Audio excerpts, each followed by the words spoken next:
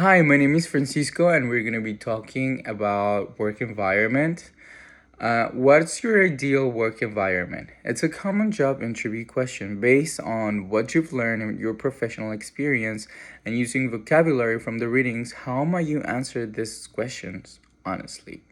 So, for me, this is a tricky question because they want you to know the values of the company because you cannot create the environment. The environment it's already there, and you have to take what they have already and apply them to yourself. So you go to see like what it's like to work for that company and see if you will be able to thrive in this company. So it's where you come honest, like, do I like this company in like another level of like what they're doing? Like, do I feel confident with like the structure and the organization they have? So I think that's for me the actual question. So you have to, before you go to an interview, this is pretty obvious, but you have to know the company so well to the point to know like how are they organized and structured, and if you're compatible with that, because at the end of the day that's where you have to be honest, because you might get the job, but then if you don't like connect with the values and stuff of the company, then you might not be a good fit, and you don't feel confident or you don't feel happy in your work, and I really don't wish that for anybody. So, like, the second question is choose an organization that you have worked or volunteer for. Using vocabulary from the readings, describe its culture and structure. Do you think these were appropriate for the company?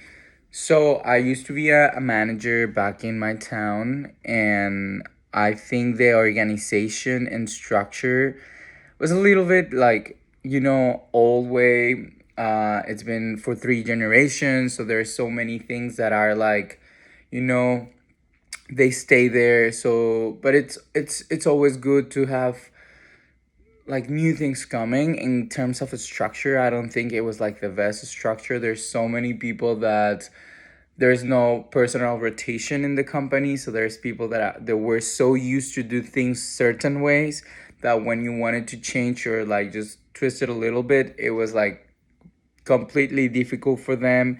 So just changing the structure of the company was way more complicated because the structure comes from like the top, from like the head. So just changing the mindset of a CEO, which was like familiar, was a little bit hard because he was so used to do things his way. And you know I think it was not the right structure. It was more organic, more familiar. There were not like the roles were not so divided. Like maybe the the guy that was doing this was also doing the other thing, and the other guy was also doing the other thing. So by separating the roles and like knowing exactly what they have to or need to be doing, they will be not blaming somebody else for like something that went wrong or so.